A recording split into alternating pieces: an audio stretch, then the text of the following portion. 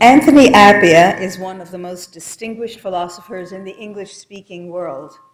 He began his career as a writer with technical works on semantics and theories of meaning, and in more recent years he has written popular and highly esteemed introductions to contemporary philosophy as a whole. But from the early 1990s, when his book In My Father's House, Africa in the Philosophy of Culture, found a worldwide readership, he has written above all on questions of value, from ethics to the philosophies of identity and culture. One of his special concerns has been understanding what cultures are and articulating principles that can enable those who hold radically divergent values. I'm not doing a thing? Oh, it went up by itself. Okay, let's try that.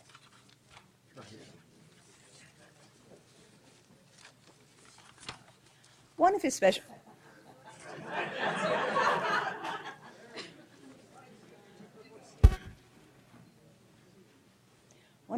concerns is whether he will be able to do this lecture tonight. One of his special concerns has been understanding what cultures are and articulating principles that can enable those who hold radically divergent values to live and work with one another. His Cosmopolitanism, Ethics in a World of Strangers, offers an account of what it means to believe both that others, all other humans, matter to us, and that we have a duty to understand others' beliefs and values, especially when we don't share them. To follow Professor Appiah around the world and across the centuries is an extraordinary experience. He teaches us to see that no culture is pure and that people need not take as home the society into which they were born.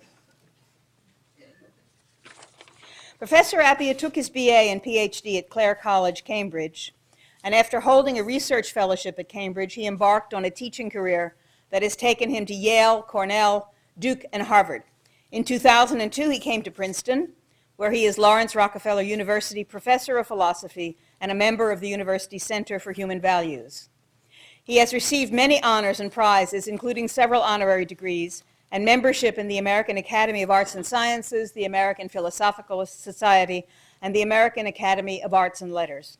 Most recently, he was appointed Phi Beta Kappa Romanel Lecturer for 2008-09. He'll be giving these lectures at Princeton later on this month. And elected president of the writers' organization PEN American Center. Please join me in welcoming Anthony Appiah.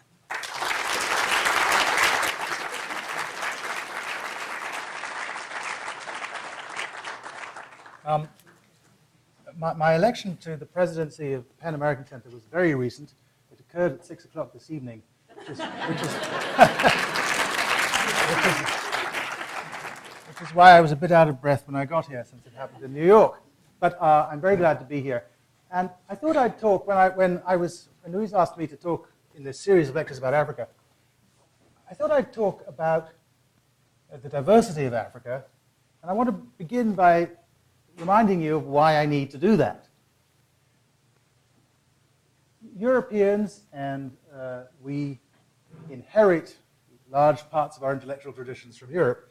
Europeans were in contact with Africa from the earliest times we know of course. The Greeks already divided the world into Europe, Africa, and Asia, though Herodotus was a bit puzzled about exactly why the lines were drawn where they were, since if you look at a map, it's not clear why it's important to distinguish Asia Minor from Europe. But anyway, they did, and they distinguished Africa to the south. And if you read Herodotus, you can figure out that he thought that Africa was a sort of roundish thing, and that you could. But he had the view that you could sail all around it, that you could get from one side to the other, though nobody in his culture had done so. And already then, Africa was thought of as a place, not a place terribly far away. They were in contact. The pre-Socratics and Plato and Socrates and the philosophers whom we think of now as important sources of Western civilization, they were very well aware of Egypt and took themselves in some sense to be partly deriving their traditions from the intellectual life of one of the world's great literate civilizations, one of the world's first great literate civilizations, which of course is the kingdom of the Upper Nile, the Pharaonic Egypt. So we talk as if Africa was sort of discovered by Europeans in the 15th century, but Africa was sitting there on the south of the Mediterranean all along, and people were going there all the time. Some of the greatest figures in what we think of as Western intellectual history were born in Africa. Terence. There are only a couple of Roman comedians who are even slightly funny, and Terence is one of them. Terence was known in Latin as Terentius Afer, Terentius the African, because he was born in North Africa. And of course, St. Augustine was born in Tagaste, which is in modern Algeria. So I want to begin by pointing out to you that though we think, if you say Africa, people think, oh, it was discovered in the 15th century, when the Portuguese started drifting down the coast, when they developed sailing technology, which allowed them basically to turn around and come back. They didn't want to go too far south until they figured out how to get back, and so as they developed ways of tacking back up the coast against the wind, they went further and further, and by the end of the 15th century, by the time Columbus was bumping into this continent, the Portuguese had traveled down the west coast of Africa. But the thing they were traveling around was something that had been there in literary knowledge and in philosophical and scientific reflection all along, as it were. It wasn't a new thing. What was new was contact with particular African societies. But even that can be exaggerated. Archaeologists, here's another person you've surely heard of, a fellow called Virgil, wrote a poem called the Aeneid, in which, as you know, a certain queen of Carthage is mentioned. Carthage, of course, is a North African city by the name of Dido. Well, if you look at coinage from Carthage, you'll find in it traces of gold, which physicists can tell us, because they can analyze the impurities, must have been dug up in the mines of West Africa, because that's where the gold comes from. So the idea, again, that the Africa, sub-Saharan Africa, or black Africa, was not in touch with Europe and Asia and the rest of the world, that's a sort of illusion created by this profound focus on the contact with Europe that occurred in the late 15th and early 16th centuries.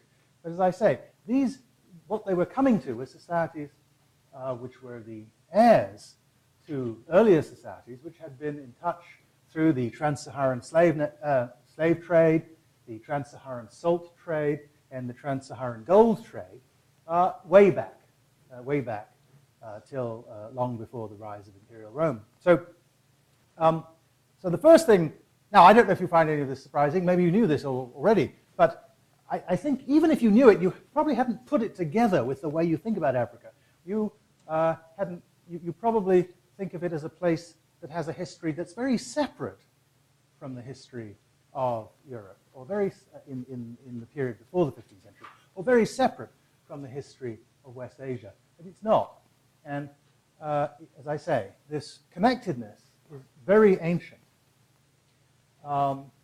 Nevertheless, when there was a new kind of contact, well, I should just mention one other thing. One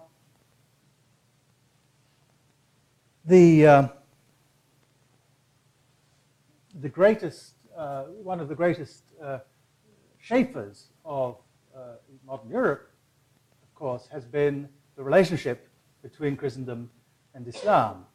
And Islam was present in Spain, as you know, in the latter part of the first millennium. And it was there because it had been brought by Arab and then later Berber people, Berbers being North Africans, Arabs coming out of Arabia, which is sort of pendant to Asia Minor, I suppose. I don't know how you want to classify it. But anyway, after the death of the Prophet, as you know, Islam moved very, very swiftly through North Africa, as it moved also very swiftly to the east. And the result is that there were very profound cultural and material connections between Spain and Baghdad and the Mecca and Medina, the old Arab heartland, again, from the beginning in the 7th and 8th centuries, in the later part of the first millennium.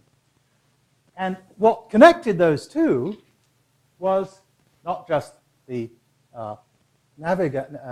maritime trade through the Mediterranean, but the land trade, the camel travel trade that took people down through Al-Andalus,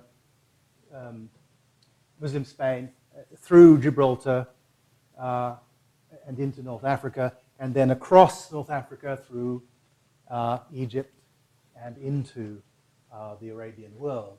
So again, already long before the Portuguese contacts with West Africa in the late 15th and early 16th centuries, there's this deep connection between Europe and Asia through what is uncontroversially, by the Greek definition anyway, Africa. Africa, the African continent. Egypt is in the African continent. Algeria is in the African continent.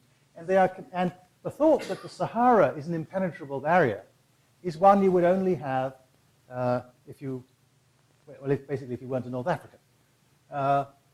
Because, as I say, while it's difficult to cross, and while you have to develop technologies to cross it, and while the development of the trans-Saharan trading system and the rise of the camel as a beast of burden, and so on, while that was a very important process in West Africa, it occurred a long, long time ago, and so the kingdoms of West Africa that the Europeans found from the south when they arrived on that coast had long been in contact to the north with Europe, but also with North Africa and with Europe through North Africa. Okay, second point. So the first point is Africa's part of the world. It's always been part of the world. It didn't suddenly become part of the world when the Portuguese got interested in its products in the 15th and 16th centuries, and followed by the Dutch and the Danes and the British and the French and so on. Second, the Europeans arrived at a very particular time in the history of West Africa. They arrived at a time when a number, in what we call the Middle Ages, there were a number of important kingdoms of this region that is now got Mali in it, Mali and Burkina Faso and Chad and so on. That whole area of very dry desert countries which have been Muslim for a very long time and which are dominated by people who live through subsistence farming on the one hand and through trade on the other. This whole region of West Africa had a series of kingdoms with names like Ghana and Songhai in what we call the European Middle Ages. And as the Portuguese were arriving in the late 15th, early 16th centuries, these kingdoms were this area was in great difficulty. These kingdoms were sort of in collapse for various reasons, had nothing to do with European history. And so and one of the consequences of these collapses, was that these were societies, there was a lot of fighting going on, a lot of warfare, and one of the consequences of warfare in this region was large numbers of captives, and it was, and because there was a tradition of slavery and indeed of a slave trade into North Africa, as well as a local slave trade in the region, slavery and the exploitation of people turned out to be something that these societies at that particular point were willing to do. If the Europeans had arrived at a time when people didn't want to export people, it's my view that the Atlantic slave trade wouldn't develop. Again, the Atlantic slave trade, in other words, was not the result solely of of course, there was a demand component. The labor was needed to develop the new colonial territories in this continent. But there was a demand component, but there had to be a supply component as well. And the idea that a few guys in ships could come into a region and simply pluck people out without the consent or participation of local people who were on their own territory is, I think, slightly bizarre. And of course, it's not true. And as I say, one of the reasons why this was a serious option, what had to do with developments internal to the history of Western Africa and with the rise and fall of states. I'm not a historian, so I can't tell you the details here, But if you look up the history of Songhai and the history of Mali, you will see that these are, and Ghana, medieval Ghana, these are all, this is a story of rising and falling kingdoms, of conflict, and one of the consequences of that conflict was that there were people who were pushed out because of these fights. And again, that's an important point because we tend to think of the slave trade as something that was done to Africa. That seems to me not a good way to think about it. We have to recognize that slaves were sent by people who were willing to send them. They weren't forced to send them. Now, the other thing that I want to say about the world that the Portuguese came into contact with is that, and this will be the burden of the rest of what I have to say, is that it was already internally very inhomogeneous. It was already a very diverse. I'm just talking about West Africa. I'll move on to talk about Central and Southern Africa a bit later, and then the East. But it's the West that the Portuguese first came to, obviously, and it was. There were these rising and falling kingdoms, and this history continued during the whole period of after the 15th century, right up until the end of European colonization. The history continued in this region, but it was a history of very different kinds of societies. So there were the famous kingdoms. By the 19th century, the famous kingdoms would be kingdoms like Oyo in Nigeria or Asante in what's now Ghana and the Gold Coast. But there were also, and these were kingdoms in a sense that the Europeans who arrived recognized. There was a top guy, sometimes there was a top woman as well, which the Europeans were less familiar with. I mean, they knew about Queen Victoria when they met the Asante, but they didn't really understand that the Asante had a king and a queen mother, and that the queen mother was kind of, well, she sat on the silver stool, he sat on the golden stool, but they were, she was extremely important and powerful. They didn't really grasp that. So there were these kingdoms which were relatively hierarchical, not as hierarchical as European societies had become by that stage. That is to say, the material level of life of the worst off person and the best off person wasn't as sharply divided, even in the great kingdoms, as it would have been as the differences in the level of resources of the English landed gentry, say, and the agricultural laborers who worked on the farms that the English landed gentry owned. But there was a very wide symbolic gap. I mean, these were very hierarchical, symbolically hierarchical societies. If you came in the presence of the king, in the case of the King of Asante, nobody else was allowed to have their shoulders covered. You had to bare your shoulders in his presence if you were a man. And you had to bow, and if you were not very important, you probably had to grovel on the ground. And he had a right to power of life and death over people, and so on. I mean, he had to exercise it through courts, but he was the guy who, in the end, just as officially in England, if you were executed by the crown. So in these places, in the end, it had to be with the consent of the monarch that you were killed if you were executed. And that's the ultimate kind of power you can have over other people. So there were kingdoms like that, and if you by the 17th century, a series of kingdoms is replacing themselves in many of these places, and producing societies now increasingly organized in part in relation to the European trading system, in relation to the Atlantic trading system, but also still always connected to their north, into the Saharan trading system. There are 8 or 10 great roads that go out of the capital city of Asante, Kumasi, and some of them go north to Salaga, which was the great slave trading center of that part of West Africa, and some of them go down to the coast, the Cape Coast, where the Portuguese built their first castles at Elmina.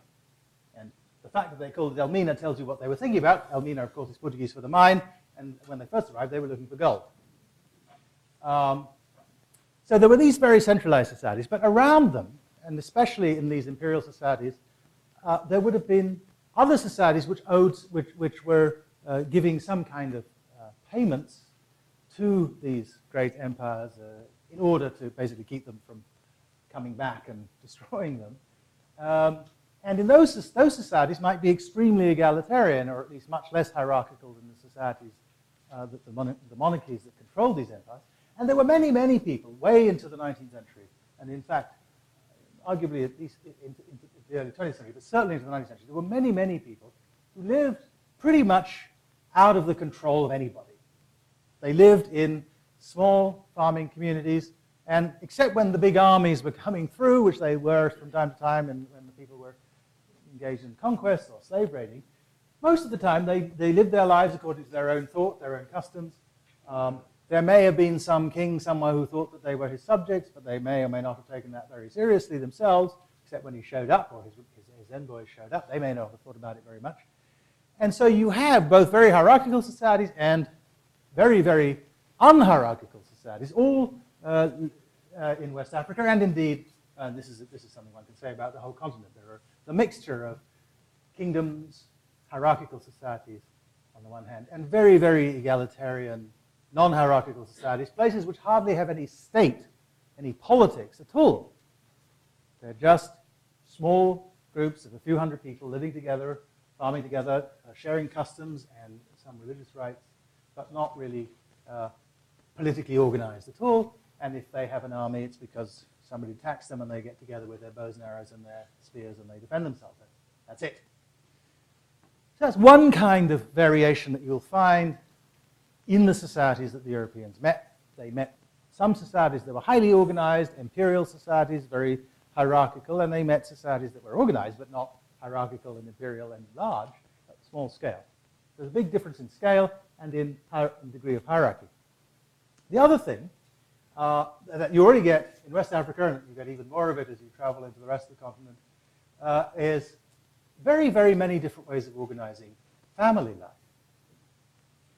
Islam came with Arab ideas about family life, so it came with polygyny, though most of the societies were polygynous before the Arabs came. But it also came with views about male authority and so on, which were not necessarily the views of the societies that were there before. And in particular, a significant number of the societies of West Africa and some in Central Africa and in a belt of societies that runs from Angola through what we call Zimbabwe, were organized not at all in a way that was very unfamiliar to Europeans, because they were organized matrilineally. That is to say, family membership was not, you didn't get your family membership through your dad, you got it through your mum. And what went with that was the most important adult male in a child's life wasn't his mother's husband, his father, it was his mother's brother. If you're matrilineal and polygynous, that is if you allow more than one wife, then one way to organize your family is for people to be, for children to be matrilocal, that is to live with their mothers, and for married men to live with their sisters and visit their wives. And that's what, until the 1930s, 50% of the population of Kumasi, of Asante, where I grew up, 50% of the population was still matrilocal. People lived with their children lived with their mothers and their mothers' brothers. Their maternal uncle was the big guy in their lives. And men traveled, visited their wives. You have to visit your wife if you want to have children. They do that. They visited their wives, and when they were visiting their wives, of course, they were the guests in part of their brothers-in-law, if their wives were living with their brothers. This is a very different way of organizing family life from patrilineal, where you live with your dad, he's the main man in your life. Notice that I am not talking about, this is a question of how family membership is organized. It says nothing about whether women have power. You can have matrilineal and still be as sexist as you like. Right? But as I mentioned, I described this form of matrilineal in a way that suggested that the key question for a child is, who's the big man in your life? That, of course, needn't be how it is. I mean, that is to say, it may be as it is now surely increasingly here, that your mother is at least as important an authority for a child. And in fact, in matrilineal societies, the mothers do tend to have a big say in the lives of their children. It's not too surprising if you think about it, because who are they negotiating with? Their brother, not their husband, their brother. And they've known him all his life.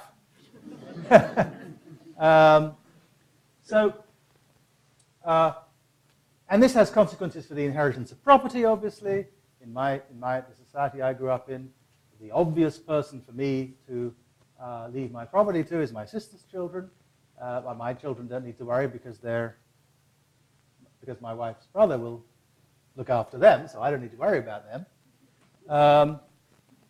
And this means that, for example, the inheritance of kingship in Asante goes through women, not through it's male kingship, but it's inherited through women, and so on. So again, but there are also very patrilineal societies, and there are societies that differ enormously in the extent to which women do have social power. I described the Akan societies, like Asante, where you have a queen mother at every level of the system. Every village has a queen mother. Every paramount chief, every town ruler over a collection of villages, he has his queen mother, and every king, well, there's only one king, the king has his queen mother too, and there's a whole hierarchy of women's authority which regulates certain things, has authority over certain areas of life, which are not men's business, and which has to be consulted even when men are making their decisions. And this means that women are used to exercising authority, and it's one of the explanations why in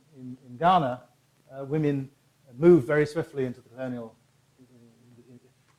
period, continued to regulate huge areas of the economy. They're very important in the trading system. So that the largest market in West Africa, which happens to be in my hometown, it isn't now, but it was the largest market in West Africa, was largely run by women. And through it, millions and millions of dollars worth of tomatoes and yams and onions and peppers and meat and fish passed each year under the control and for the profit of these women, who may have had husbands somewhere, may have not. They didn't need a husband because any children they had belonged to their family, so it didn't matter who their dad was, right? If you're a matrilineal person, then the question of legitimacy doesn't arise. Legitimacy only matters if it matters who your father is, in order for you to have full social being. But in matrilineal, your social being is determined by who your mother is, and you know who your mother is. And this is a point that people in West Africa, in matrilineal societies, when you say to them, well, this is very strange, this way of doing things, they say to you, they say back, well, we at least know what family we belong to. In your system, you can be in the wrong family. Now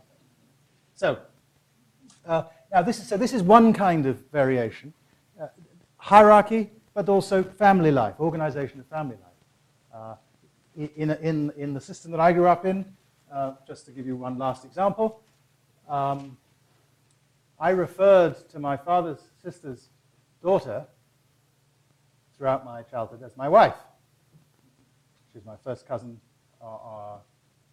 she's my cross-cousin, my first cross-cousin, my father's sister's child. And indeed, if I'd wanted to, she would have been an ideal person for me to marry. My mother's sister's child I referred to as my sister, and marrying her would have been the worst kind of incest.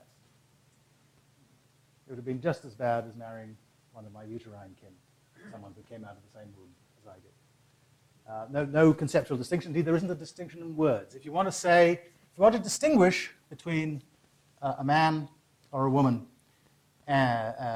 between your sibs and your maternal aunt's children, the only way to do that in our language is to say same thingy, there's a word for that relationship, same thingy by the same mother. There's no word for brother or sister. There's only a word for people who are the children of the same woman or of her sisters. And if you want to say which one you are, you have to say, oh, we came from the same womb.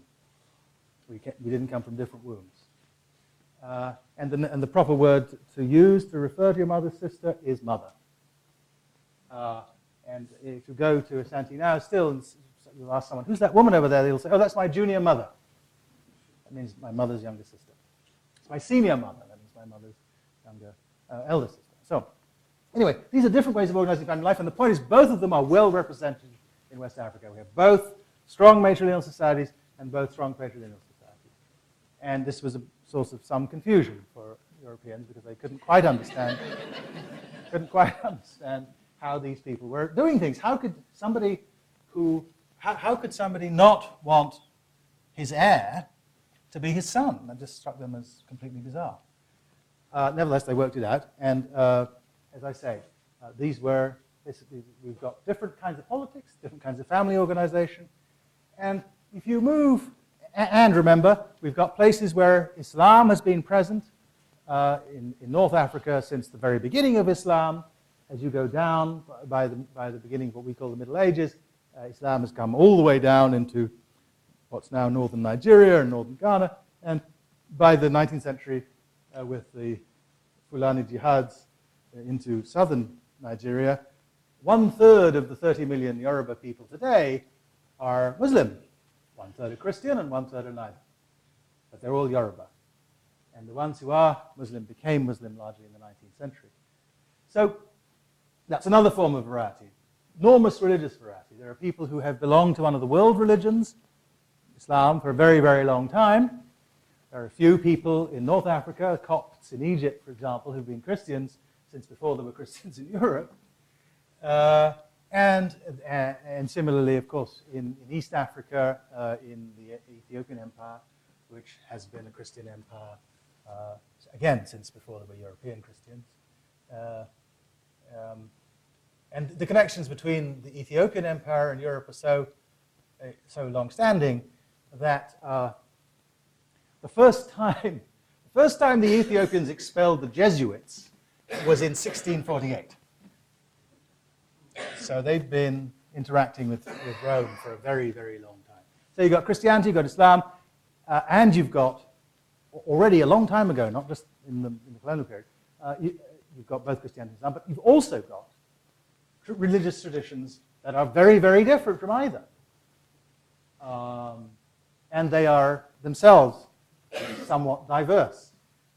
Just to take two of the great kingdoms of the 19th century, in the Yoruba kingdoms of Nigeria, you have essentially what looks like a very recognizable pantheon, collection of gods, who are actually very similar either to the Norse gods or to the Greek gods. There's a god of iron, there's a god of the earth, there's a sort of trickster god like Loki, and so on. There's the same sort of range of divinities, and there are narratives about them which have to do with the creation of the world and the explanation for all sorts of social arrangements. In Asante, on the other hand, another of the kingdoms of this region, no very personal type, no stories of that sort. There's just one high god about whom there are stories of that sort, and there's an earth goddess, but there's not much narrative about them. They're very abstract. They're what theologians have sometimes called it. He's a deus remotus, a faraway god. And the real spirits that you have to deal with are much more local. They're the spirits of the lakes, the spirits of even of large trees or rocks, as well as things like the spirit of the Atlantic Ocean. And these are, and your ancestors, who are very much present to you. And again, this is not something that's gone. When I was a kid, whenever my father opened a bottle of whiskey, which I'm glad to say happened quite often, he poured the first drink of it on the ground for ancestors, and he named the ancestors that he was giving it to, including Antony, for whom I'm named, Yao Antony, who was one of my Ghanaian ancestors. I didn't get the name from England. And the founder of our lineage, a man called Akramampim, and that's also one of my names, who was a general in the 18th century. So these are people who, in the case of Yao Antony, my father knew. In the case of Akramampim, of course, he didn't, because he'd been dead for a long time. But they were still very live to him, and he poured libation to them, as we say, just as a routine matter. I mean, it wasn't a ceremonial thing, it was just that they were entitled to the first bit of every bottle. Some of them were women, by the way, and nothing to stop women tippling where I grew up. So you've got great diversity of social arrangements, great diversity of family arrangements. Also, just great diversity of things like cuisine. The most enjoyable meal for somebody like myself from Asante is to eat something called fufu, which is pounded mashed yam. I'm told that if you didn't grow up eating this, it's one of the more revolting human experiences. But I can't understand that. On the other hand, just down the coast from us, again in the Yoruba land, they make something with okra that I'm ashamed to say makes me vomit. So traveling around West Africa with, well, it doesn't make me vomit because I've stopped eating it, but if I did eat it, I would vomit. So traveling around West Africa, if you are not, just for West Africa, is a matter of moving among cuisines, places where the basic staple is yam, places where it's rice. Rice was domesticated in West Africa independently of Asian domestications, and so rice is a very old staple, especially in Senegambia in West Africa, but it's not, its presence in much of tropical Africa is a result of modern trade. So some places it's rice, some places it's yam, some places it's cassava, different basic staples, and some places people eat pig, some places they don't. Obviously in the Muslim places they don't. Some places people eat forest meat, some places people eat cattle, but in other places they won't eat forest meat, or some people won't eat forest meat for a variety of reasons. My father, for example, wouldn't eat forest meat because he belonged to a clan that didn't eat forest meat because its clan symbol was a forest buffalo. And it would be like eating your relatives, he said. But he was perfectly happy eating domesticated beef, and he was loved bacon. So again, people eat different things. They have different taboos and dietary ideas about what they should eat, all within West Africa. Nothing to do. This isn't something that's the result of somebody coming from somewhere else. These are all old kinds of difference. And I started out with West Africa because I was telling you the story of the Portuguese arrival, but if we move now on southwards, we get, if you move out of West Africa, you're moving out of a region where there are Semitic languages. Obviously, Arabic is a Semitic language. There are languages, well, along the Niger, there's a group of languages. Yoruba and Asante, which I mentioned, they both speak languages from the same Kwa group, but to say that they're the same group is to say that they're of the same group in the way that German and Italian are both Indo-European languages. They're not mutually intelligible at all, and one has a one has a tonal system which I think is complicated, namely Yoruba, and I have a tonal system in Twi which I think is entirely straightforward. But if you now move west and south, moving west of Nigeria to Cameroon and going down south, you're now moving into a part of Africa whose history was radically reshaped over the last couple of thousand years, because somewhere, probably in Cameroon, something like a couple of thousand years ago, a civilization developed, Bantu civilization developed, and they moved very swiftly over a millennium south into the rest of, south into Central and Southern Africa. They were iron workers, and the reason they were able to move was that they displaced people. They had agriculture, but I mean, iron isn't just important for swords, it's more important for agriculture, and they displaced people who didn't yet have settled agriculture, and they had just outcompeted them. I mean, they beat them in battles as well occasionally, but mostly they just outcompeted them. They expanded into their territories because they had this new form of agriculture. And that means that if you go south and west from Cameroon all the way down to South Africa, there are many, many languages in there which are Bantu languages, that belong to the Bantu language group, and they're called Bantu languages because in many of them the word for people is Bantu. That's why they're called Bantu languages. Who are you? Bantu, people. And so that means that there is this swathe of societies that have these similarities in language derived from this historical process of Bantu expansion. And so there is a sort of swathe of linguistic similarity But this similarity was overlain on civilizations that were there already, and so in different places it works out slightly differently. And so not all the Bantu civilizations, cultures are exactly the same. They're obviously different. And not surprisingly, because this process of the Bantu expansion took a long time. It took millennium. And the sort of at the end of those processes of Bantu expansion, we actually are talking about the period after European arrival, because the Zulus, who are Bantu speakers, the rise of sort of the Zulu Empire, which occurred against the background of Dutch and British colonialism, but essentially as a result of endogenous processes, was sort of the end, as it were, of a Bantu expansion. And that Zulu expansion actually produced a kind of back-turning on itself of the Bantu expansion, pushing some Bantu people back out of South Africa to the north, so that in modern Zimbabwe, there are Shona people who are essentially, and Ndebele people, who were pushed forward as a result of the Zulu expansion. And so they're Bantu speakers.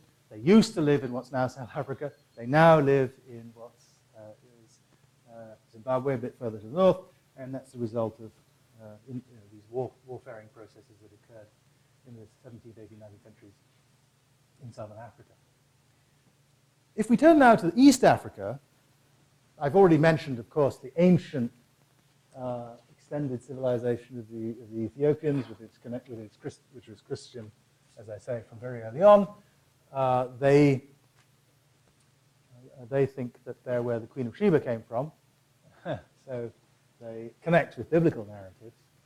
But south of them, you have these societies, many of them Bantu-speaking too, and on the west coast, on the east coast, you have a complicated amalgam of Bantu civilization with Arab civilization, because the Omani Arabs dominated this coast. There was an Omani sultan in Zanzibar in the 17th, 18th centuries.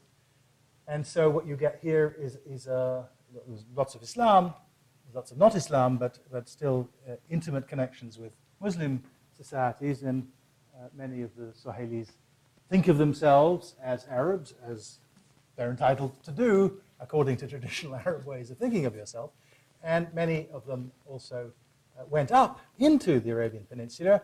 And if you see dark-skinned people in Mecca or Medina or somewhere like that in the Arab heartland, they're the descendants of people who were taken up into Arabia from East Africa, sometimes as slaves, but in Arab culture, you can marry your slaves and have children with them openly, as opposed to what happened here. And so people have dark-skinned, but fully Arab from their point of view, descendants. Over in West Africa, in Morocco, the king before last had a very powerful uncle, I think his name was El Glaoui, who was much darker than I am. But he was a member of the Moroccan royal family. He was a Sharif. He was a descendant of a prophet, and he just happened to have a mother or a grandmother or something from somewhere to the south. All right. So we've got this incredible. We've got diversity of language. As I said, there is this swathe of Bantu languages, but the other languages, the 5 or 6 other language groups in West Africa, in Africa, are very, very different. They're at least as different from each other as sort of Indo-European languages are from some of the languages of South Asia, East Asia, I mean. You've got diversity of cuisine, you've got diversity of religion, and of course, and I'm sure this has been mentioned to you before, there's an incredible diversity of ecology. I began by talking about the part of Africa that's closest to Europe. It's not tropical.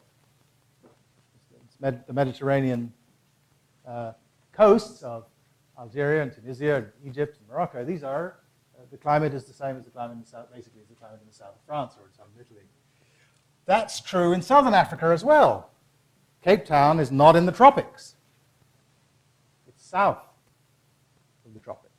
And the climate there is a climate that has produced for a very long time now food products that are very like the products of the Mediterranean basin. That's why some of the best wine in the world today comes from European grapes imported by Dutch farmers and grown in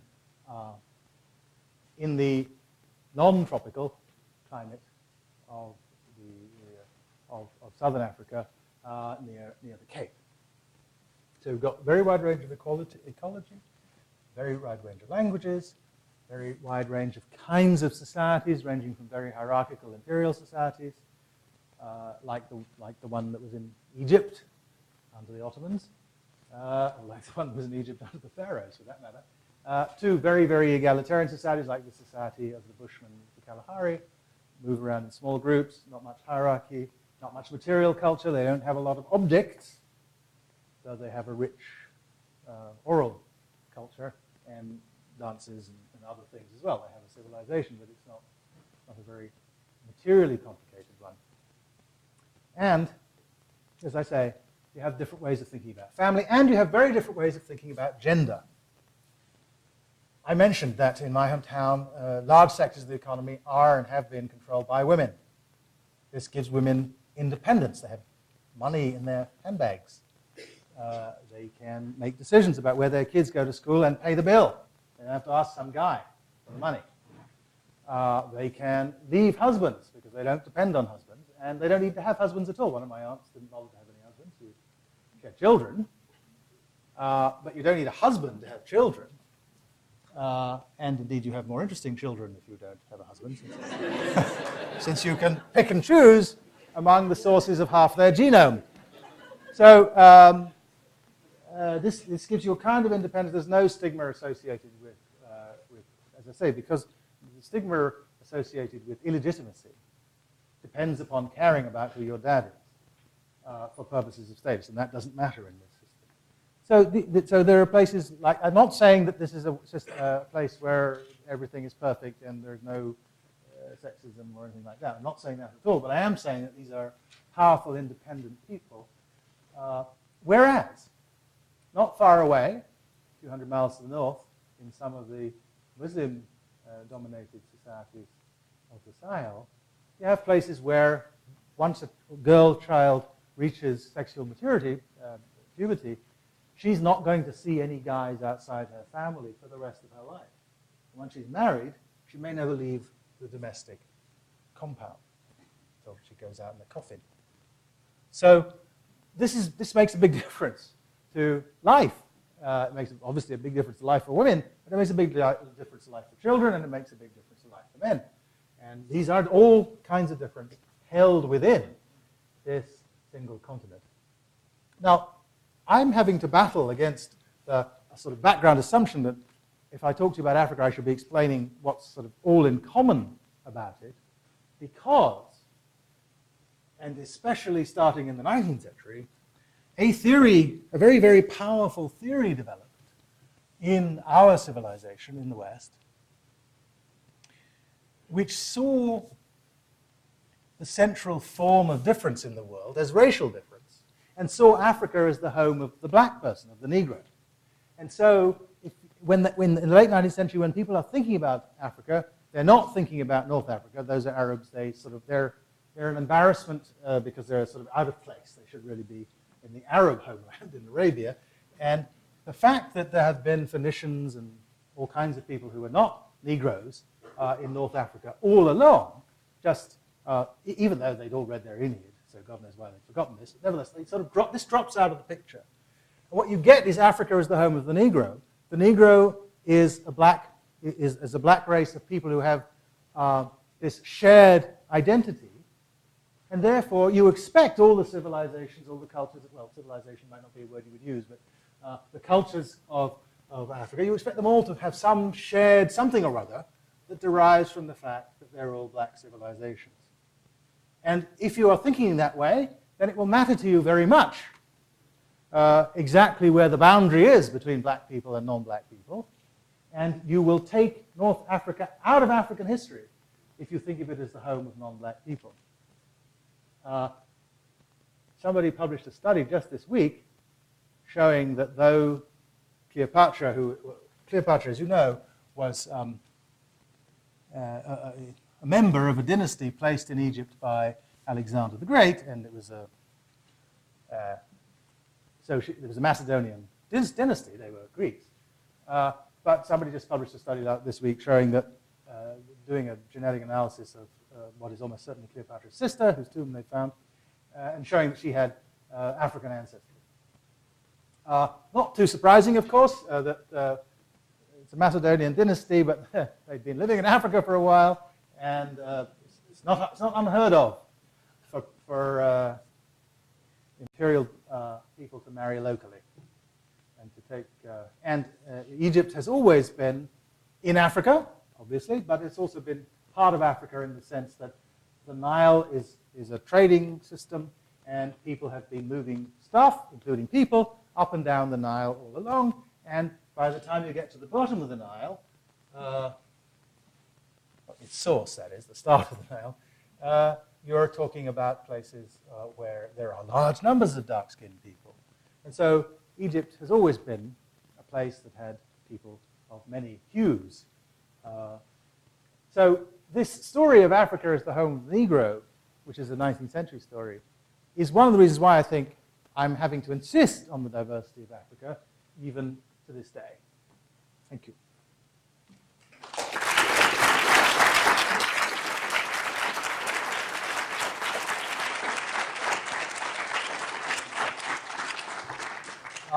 So I'm here to take objections, questions, alternative stories. Yes?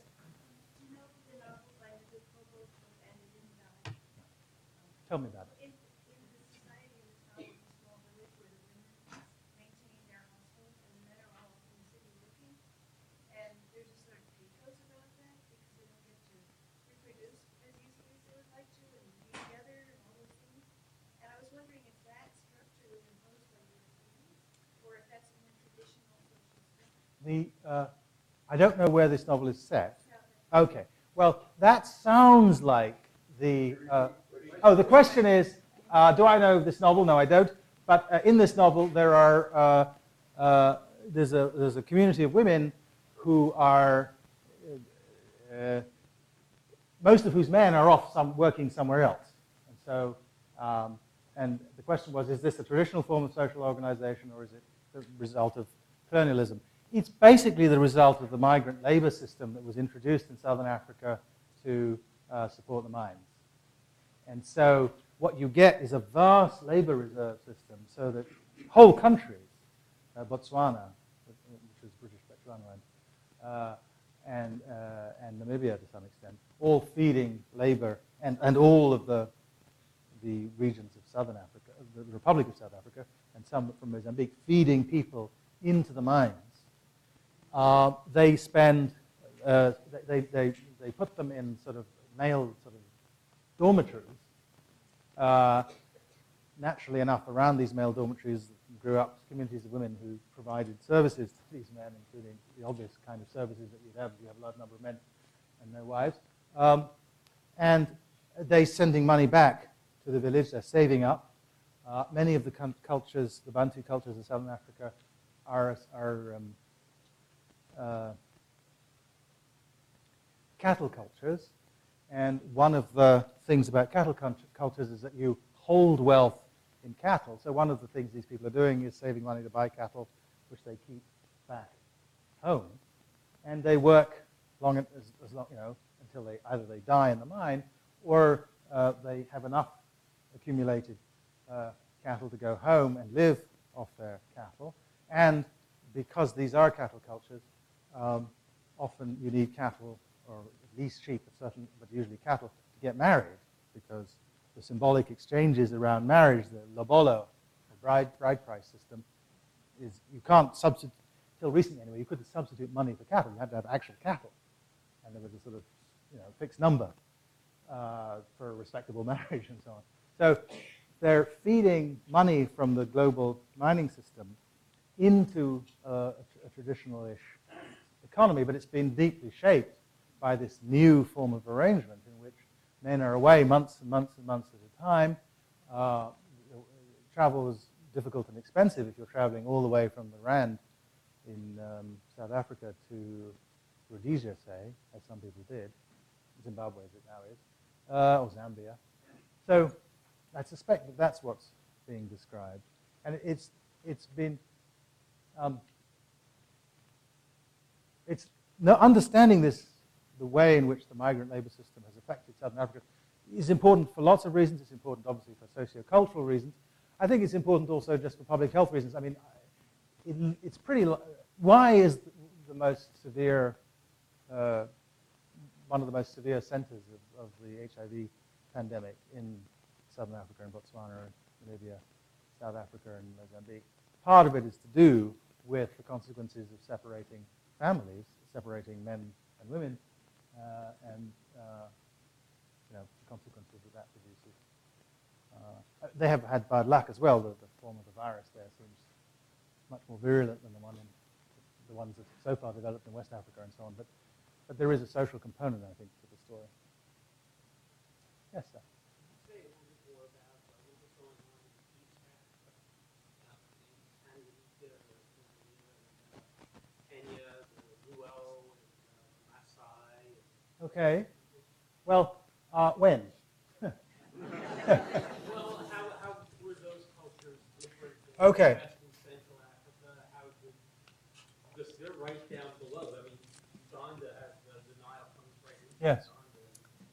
So, Well, what was the question? there's a question about East Africa, particularly about Tanzania and Kenya, Uganda, and just saying more about them. I mean, so I didn't, of course I didn't talk about lots of things, but another important part of this, there are two other important parts of the story. I didn't talk about colonialism because you had a talk on colonialism just now. In that talk, you will have been told that there were, in 1918, 5 major colonial powers in Africa. There was Britain and France, there was Portugal, there was Belgium in the Congo, and Rwanda, Burundi, and there was Germany, right? Germany lost its colonial territories in Africa at the end of the First World War as part of the very heavy penalties imposed upon the Germans after the First World War, which led to the Second World War. And so Tanzania is the descendant of a German colony, Tanganyika, as is Namibia, which was German Southwest Africa, as is Togo, which was German Togoland, and as is Cameroon, which is German colonial territory. So two in West Africa, one in South Africa, and one in the East. So, What about before that? People who were right. in there?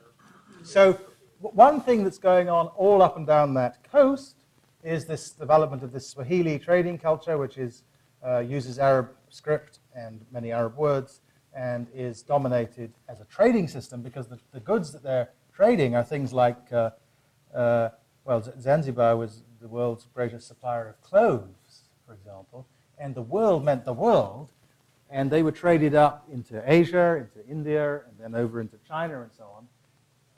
The Indian Ocean, again, the Indian Ocean is a system that's old. And the Swahili coast is part of this very old system. There's a famous Chinese narrative at the end of the Ming Dynasty in the 1600s, 16-something, of the arrival on the Swahili coast of Admiral Chen Ho, who is a very famous admiral in Chinese history. And you can find Ming China in Swahili graves. So again, this is not a place that suddenly joined the world when the Portuguese showed up. This was a place that was, and so on the coast you have this, but inland you have very much independent Bantu, mostly Bantu, but not all, civilizations. And you have places like, in Uganda you have the Kingdom of Uganda, the Uganda royals, who, I believe they may have been matron, I can't remember. No, I don't think they were. Anyway, that's a sort of, again, somewhere where monarchy developed independently of any sort of outside forces, but also in Uganda you have much less hierarchical societies, and a lot of them. I mean, the characteristic of modern African states is that there are very few of them in which there aren't dozens of languages spoken, dozens of mutually unintelligible languages spoken. There are a few exceptions. Swaziland is a very small country, and most people there speak Swazi. Zimbabwe, almost everybody speaks either Shona or Ndebele. But I mean, in a country like Uganda, there are just lots and lots of languages. And so there are lots of stories about how these different groups came together. Some of them are sort of Nilotic people who perhaps migrated south from closer, from up the Nile. Some of them are, as I say, clearly from a cultural point of view, Bantu. And what I just said applies as well if you go down into Tanzania. You're talking there again, the language, I mean, Swahili is a Bantu language, and it's now the official language of Tanzania, but it wasn't the language that was spoken by most people in that region until it was made the official language of Tanzania as independent. So, I mean, like, you know, most of Africa, these are places where lots of things were going on, many languages were being spoken, there were many different kinds of society, some very hierarchical, some not. And there were cattle people and farming people and hunter-gatherers, all living side by side, often having some complicated relationship with each other. If you consider the Mbuti, what we call them pygmies, the small people of Zaire, they have who don't speak a Bantu language, though their language has been affected by interaction with Bantu speakers. They have complicated formal relationships with Bantu families outside the Ituri forest where they live, and they sort of go to them when they're marrying and various other things as well. And then they live in the forest entirely independently, speaking this language that the Bantu speakers don't understand, and living off hunting and the collection of honey and so on. So very, very different kinds of people all living side by side in interaction with each other, but still sustaining different forms of culture. Yes? As you're talking about in West Africa, there's the culture, the political system, and so on was quite a bit different than it was in England. So, when England opposed its governmental political systems in Nigeria, Ghana, Sierra Leone, to what extent did it modify what it was doing to take advantage of the local? Okay. So first of all, we have to remember when this happened. The places you're talking about in West Africa, Nigeria, Ghana, Sierra Leone is a bit different because Sierra Leone was a colony created for freed slaves. And so it has a peculiar history. So let's just, for the moment, just stick with Nigeria and Ghana. The British conquered Asante finally. I mean, there were a series of Asante wars, some of which they won. But the final conquest of Asante occurred in 1902, in the 20th century. The collapse of the Sokoto Caliphate, I think, also happened at the turn of the 20th century. I can't remember if it was in the 1890s or in the first decade of the 20th. But the point is, we're talking about a real integration, that is formal command from the colonial office in London, is an early 20th century, at best a late 19th century phenomenon. Very little of it occurs outside little enclaves in South Africa, the Cape Coast Castle region, and so on, before the 1880s. I mean, there's just very little direct control. So when direct control does come, it comes with the formal integration of these things into the British Empire. And by the time that happened, that was a process that the British understood very well because they'd been doing it for hundreds of years in India. And they sent Indian civil service officials to run this. So Lord Lugard, who created Nigeria by joining two British colonies, the southern Nigeria and northern Nigeria, into one thing, Lord Lugard was a member of the Indian civil service. And he actually went to Uganda first and then came to, and he brought with him the ideology of indirect rule that the British had developed in India. And the ideology of indirect rule is basically an extension of what the Mughals had done before, which was you arrive in a place, there are kings of one sort and another, and you're in an imperial frame of mind. You tell them that provided they do for you what you order, they can go on doing everything else the way they want to. And you rule through them. And so the British Empire incorporated the Oni of Ife, the king of Ife, the the Sultan of Sokoto, the Asante Hini, the King of Ashanti, into a system at the top of which was the British monarch in his or her capacity as emperor or empress. Victoria was the first person to refer to herself as the Queen Empress, the first monarch in Britain, incorporated them into a hierarchy in which they were quite high up, but definitely below her or him.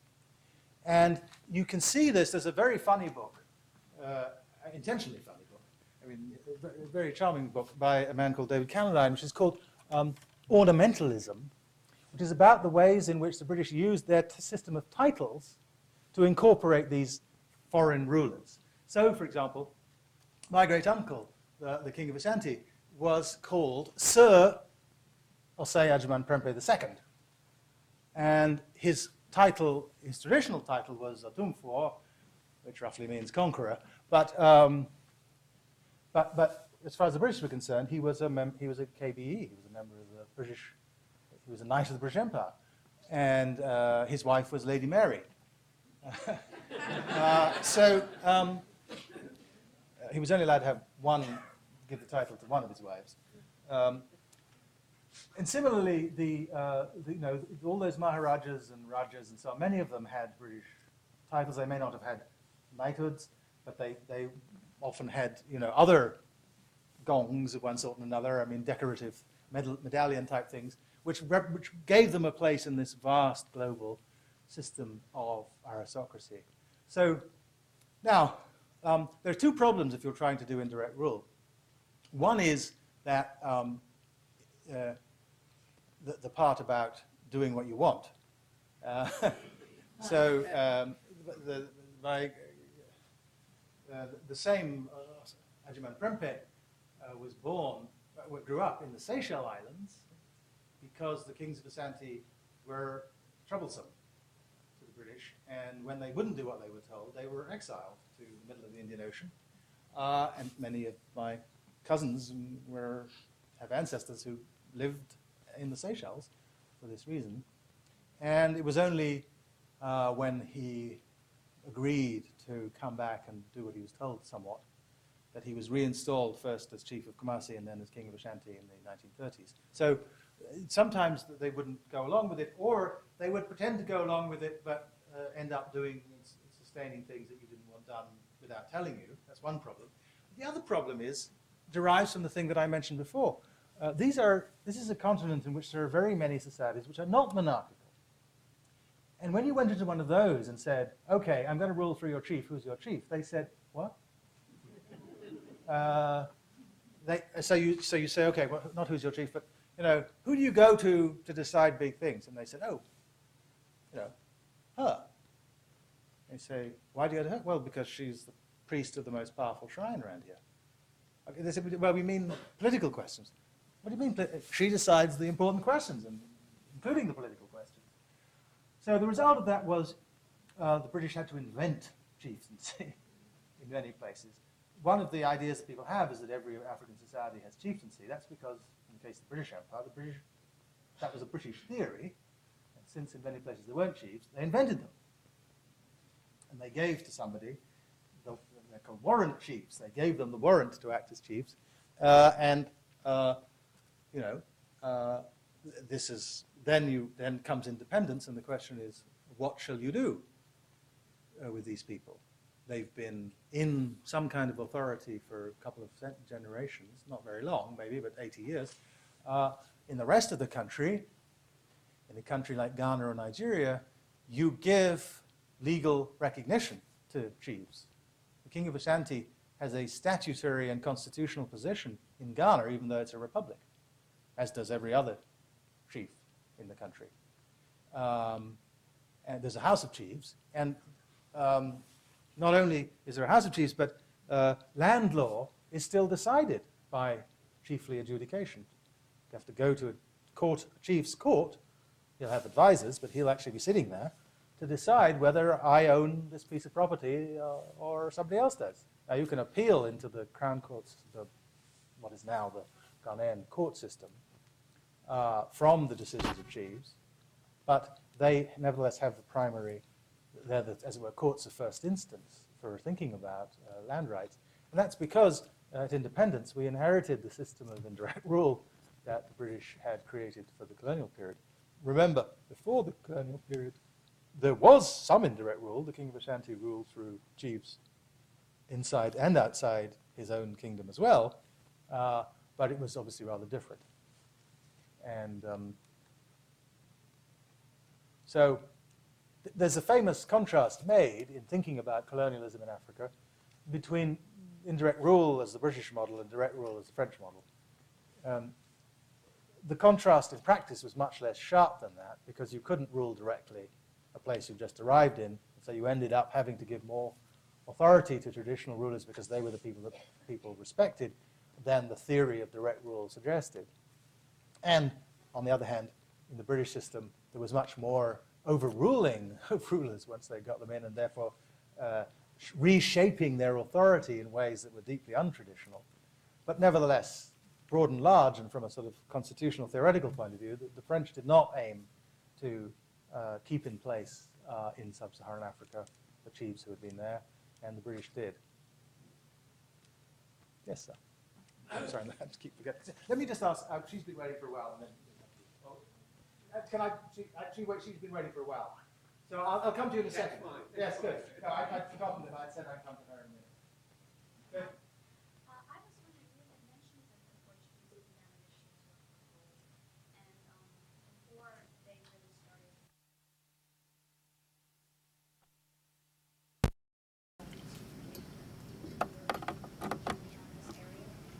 Well, they've been mining this. So the question was gold valuable to the West Africans when the Portuguese arrived looking for it? Yes, because they'd already, first of all, they used it for ornamentation and currency, at least eventually. My part of it, where I grew up, 100 years ago. I don't mean I grew up 100 years ago. I mean, in the place that I grew up 100 years ago, you could buy bananas by taking little brass weights and a weighing scale with you to the market, agreeing on a weight of gold, taking some gold dust out of your body, putting it in, putting the weight that you knew in here, having the trader check with her weights, right? And that's how you bought that. Yeah, I mean, so people valued gold. Goldsmiths were people of high status. In fact, smithing, both iron and gold, best to be associated with. In Senegambia, it's a caste. It's an endogamous group. The skills are passed down in families. You can't do it if you aren't in the family, and there's some sort of social distance between the caste and everybody else. So yes, I mean, gold was used, was valued. So was slaves, so were people, and both ended up being traded out. Now, sir, yes. Small question. Yes.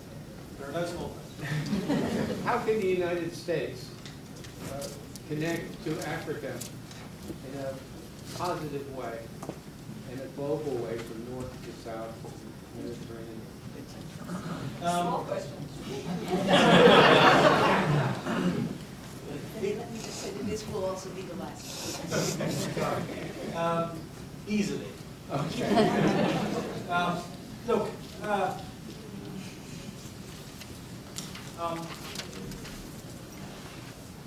it won't be much of a surprise to you that I'm not a Republican.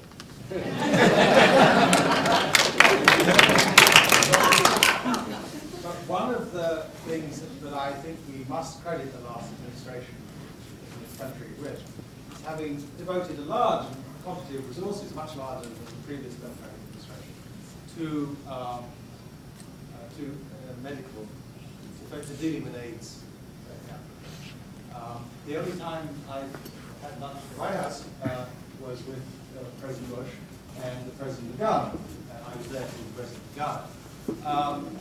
And President Bush had good relations with many African democratic east of Africa, in part because, quietly and without too much fuss, probably because it wouldn't necessarily be popular with some of the people who supported him on other things, they did a lot. And that's been very helpful. Now, there were unhelpful features of the way in which they did it. They insisted on abstinence education, which is money, but, and it got in the way of, I mean, it wasn't just a waste of money, it actually was actively unhelpful in some places. So there were bad features of the way this good idea was administered, as there always are. But it was an important thing, and it's been very helpful. Something that isn't so helpful, I think, has been the fact that, as in large other areas of our foreign policy, there's been a militarization of the mechanism. That is, a large part of the money that the United States spends in Ghana, it spends through the Defense Department, even though we have absolute, I mean, we're not going to, there's no, unclear to me what the Ghanaians' army's function should be. Now, the Ghanaian army is very important in one way because Kofi Annan, who's Ghanaian, was a director of UN peacekeeping for many years, and the one country that would always give him troops was his own. So Ghanaian troops had been in Palestine and in Rwanda and in Cyprus and in all sorts of places as UN peacekeepers. And it's the main professional thing Ghanaian soldiers now do is peacekeeping, and I'm very glad to contribute in that way to the world system. But the reason there's a huge compound, American compound now in the capital of Ghana. It's not as big as the one in Baghdad, but it's pretty enormous. And it's full of military people and DEA people and all kinds of people who carry weapons and I don't know why, it doesn't seem to be the best way to conduct our relations with Ghana to have quite so much of it spent on sort of weaponry and things that involve sort of police work, I suppose. Ghana is not a center of anti-American sentiment. It's not a center of Al-Qaeda activity in Ghana, though building these large American compounds is a good way of Al-Qaeda type activities. So I don't mean to praise everything about the last administration, but they did some very good things, and they also did some things to, one of the most important things they did was to support some free trade measures to stop forms of tax duties on African goods that were there sometimes to protect American producers who don't really need protecting from some of the poorest farmers in the world. So those are important things. I think rethinking the trading system so that African producers can compete on a level playing field, continuing to help with the medical problem. And there are other things you can do. I mean, one of the things that holds back African development, I think, is the lack of well-developed markets of land. This is because to have well-developed markets of land, you have to have a well-developed system for recording land tenure. And large numbers of places in Africa don't have very good land records. And so when somebody wishes to transmit a piece of land, say for the purpose of developing agriculture on a commercial basis, it can take a very long time just to settle who the chief is who has responsibility, and then you have to negotiate with the chief about exactly what rent he wants, and so on. And there's no guarantee that after this long negotiation it won't turn out that in fact some other chief is probably the right authority. So, and I had some direct experience this. I'm on the board of a little university that's just started 10 years ago in Ghana, and we thought we were buying some land, and we went to the National Land Registry, and we went to elected chiefs, and we negotiated with the right people, and then halfway through the process somebody said, no, you can't do something else. So that's a real problem, and it's a problem not just for large transfers of land, but for small transfers of land. So helping people develop proper land records and training people to do, helping to develop legal standards for transfer of property. You can't have a mortgage market. It's not having a mortgage market might seem attractive right now, but you can't have a mortgage market if a banker can't know that the piece of paper is giving him actually transfers title to the land. So there's a very underdeveloped mortgage market, and so credit is a problem. So anyway, there are lots of things like that where the United States has very long-established technical skills, and it's more that sort of thing I think is extremely helpful. And transmitting to our political class, our experience with these things and showing how important they are. I think it's hard if you're facing the kind of problems that face an African leader.